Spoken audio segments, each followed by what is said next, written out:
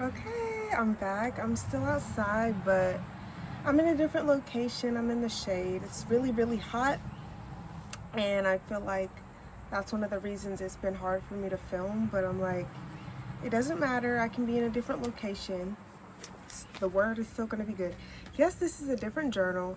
This isn't the one I usually write in. This is more of like scrapbookish type, but I do write in it sometimes, and I did write in it because this is a special video. So let me go to that. We hit 100. I'm so happy. Like, you don't understand that when I started this channel and I got my first like, that was everything to me. One like is almost more than 100 to me.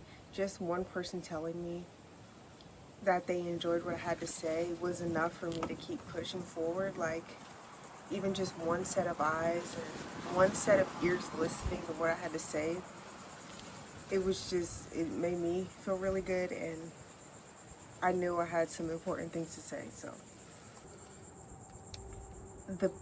the main focus of this video is about romanticizing your life. And I realized I had to romanticize my life because I hated my life I used to hate my life so much, but I could look at other people's lives and romanticize their lives. Like, I literally wanted to be anyone but myself. I wanted to be in anyone else's shoes but my own. And the reason for that is I was able to look at other people's lives in a loving, romanticizing way. I don't know what those people go through. I don't know their hardships. And your life is just as special as anyone else's. So when I started to realize that I'm putting other people on a pedestal and I'm putting their life on a pedestal, I could romanticize my own life and see the good in my own life and see how my life is not so much better than other people's lives, but how important my life is and my role is. Your piece, you are still, like, you are a piece in a puzzle, and your piece is very necessary, and you can't fulfill your duty and your piece when all you want to do is look at other people's pieces and be like, oh, I wish I had that piece, I wish I had that. You have to focus on your own. If you don't focus on your own and don't romanticize your own, of course it's not going to seem special to you. You're the one who brings the magic into things, into everything in your life. When you eat a meal and you're thinking, I wish I had that, I wish I had that, versus you eating a meal and saying, I love this meal so much. I'm so grateful for this meal. I'm so thankful to have this side and this main dish and this and this. You are bringing the magic to your life. When you walk with this sense of gratitude, you bring the magic into your life the same way you can look at the magic in someone else's life. And they might even not even see it, but you can see it. So why can't you do that with your own life and the things that you've been blessed with? That's when your life becomes better. And that's when you're able to romanticize your life, because you realize it's not always about these specific things that you have. It's about how you feel about the things that you're given. I feel happy and grateful for the things that I have that another person may have even more, but since they don't look at those things that they have from a grateful standpoint, it means nothing to them. So you need to hold the things that you have, the things that you feel, the things that you're blessed with dearly in your heart, and that's how you can romanticize and be like I literally do this with every piece of my life. Oh, when I'm like filling gas in my car, I'm literally thinking, wow, I literally have a vehicle that I get to fill up with gas, and it just can take me wherever I want to go every day. And when you look at things from that standpoint, you start to love life so much and be so happy for the mundane or little things, because they're not little, you know, they're big. They're a big deal. Like, you have to realize that for yourself, though, because when you look at other people's lives, the things that you think are a big deal that they have, they may not feel that way. They may be like, what, this is nothing to me.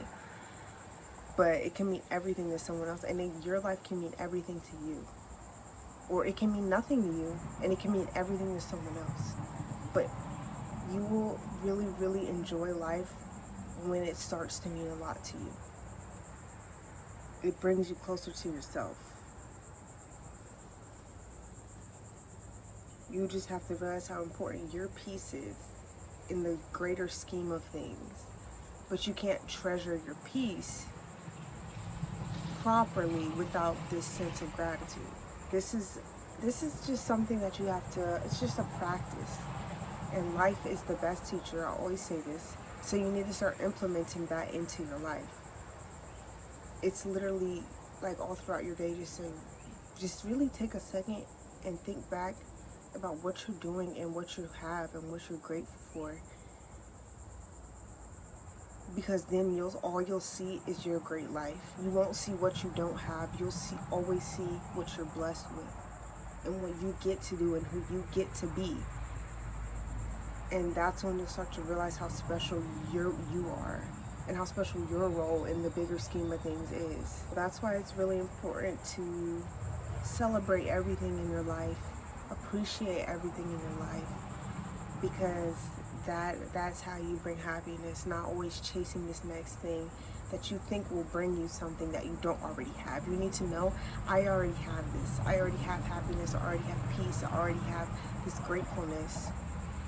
And everything else is just an add-on, and there's something else to be grateful for. You're not lacking in anything. So, a big piece is just self-focus and gratitude. That will help you to romanticize and enjoy your life in all parts of your life and all pieces. And thank you for 100 again. I'm so grateful. I literally wish I could kiss every one of you if you're cool with that. But yeah,